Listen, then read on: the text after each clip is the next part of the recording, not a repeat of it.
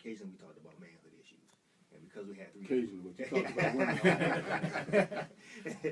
And because we all had different backgrounds, but we all had similar ideas of what manhood was about, and we would tackle those issues amongst each other, whether it be about something that we was going through or something that somebody knew that we were going through.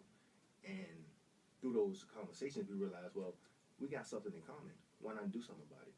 Because we were starting to see the state of our young men, and were a little disappointed in the way they were heading. And we kept telling ourselves, somebody needs to do something. Somebody needs to do something. And we stopped looking around and started looking at ourselves and said, well, what can we do? And that's how the book came about, The Makers of a Man. So you say you mentor young. Well, through a lot of different avenues. Sometimes people ask us to come mentor the men, like in a workshop. We have a monthly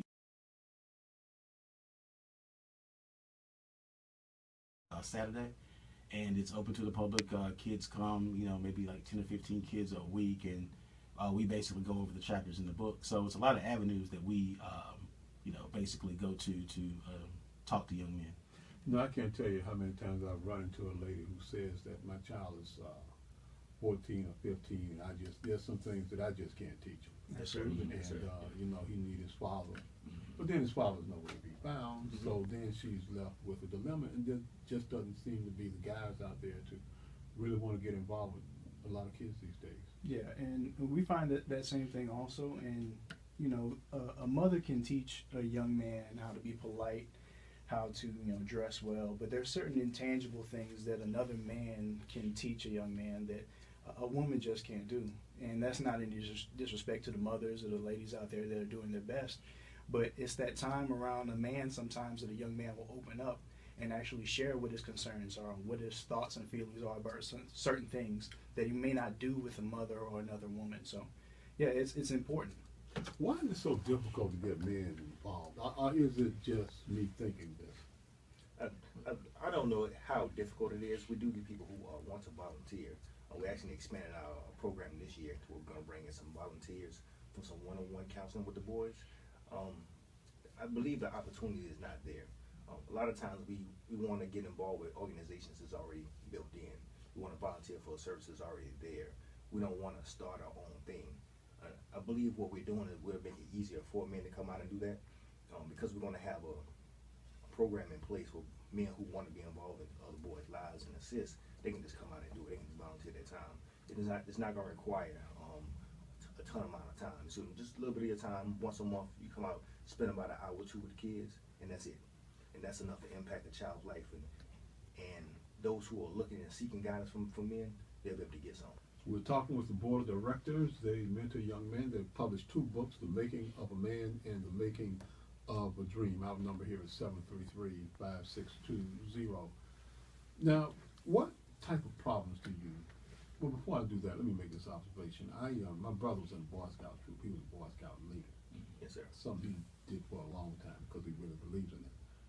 And went out to Camp Boston one weekend with him.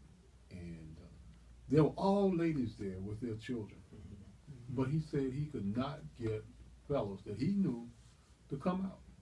I guess he thought I was his brother, so I had his twin. I had his brother. But I've always done things like that. But he just said he just couldn't get them. Oh, well, speaking from my I mean, the women were there. Yeah, speaking from my perspective, growing up with a single mother, I know that whenever the father's not in the home directly, the mother feels all responsibility that she should take care of everything that needs to be done there.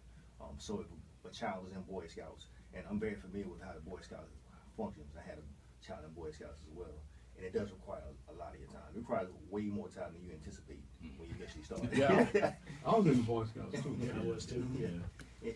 And those trips, that's a time for a man or a child or a parent or whoever's the person that is in charge of the child to spend some good quality time with the child, because it's just you and nature.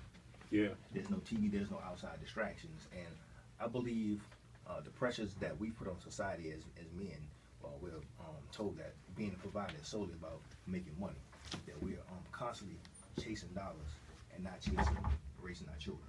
Yeah, somebody told me this, and I believe it's true. The most important thing you can spend with your child is time. Oh, yeah. So what are the challenges of these young men? What are the challenges they face, I should say? Well, I think one of the one of the primary things we found is that I think that a lot of times they find themselves in situations, particularly in single parent households, where they feel like they have to do more than what they should be doing as children.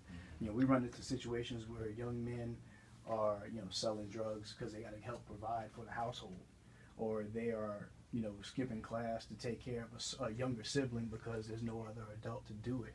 And in those dire situations, you know, if you don't have time to actually be a child and do childlike things, and you've got to grow up fast, and you don't have a lot of examples directly around you to follow, then you find yourself in situations where you got to figure it out for yourselves. And then when they're figuring out for themselves, of course, they don't have any experience, they don't have any life knowledge, they go about it the wrong way. So we find that they're in situations where they are just trying to find their way, and honestly and innocently are stumbling and not having the examples that they need, and they can't imitate what they don't see. Well, we find it it's not as appalling as it used to be because we're accustomed to it now. But we find that the parents' interest in raising kids is just not there. What do you mean? Well, we have the Manhood Academy. We have opportunities for parents to bring their children out, to be involved, be mentored, and to learn and grow. And they're just not interested in bringing the kids out. It's a great idea. They love it, but they never can find a way to get the kids there. There's always an excuse or a reason why they can't make it. You know, how far does this go, though? I remember my reactions to children are based on my father's reactions to me when I was growing up. What he did, he always spent time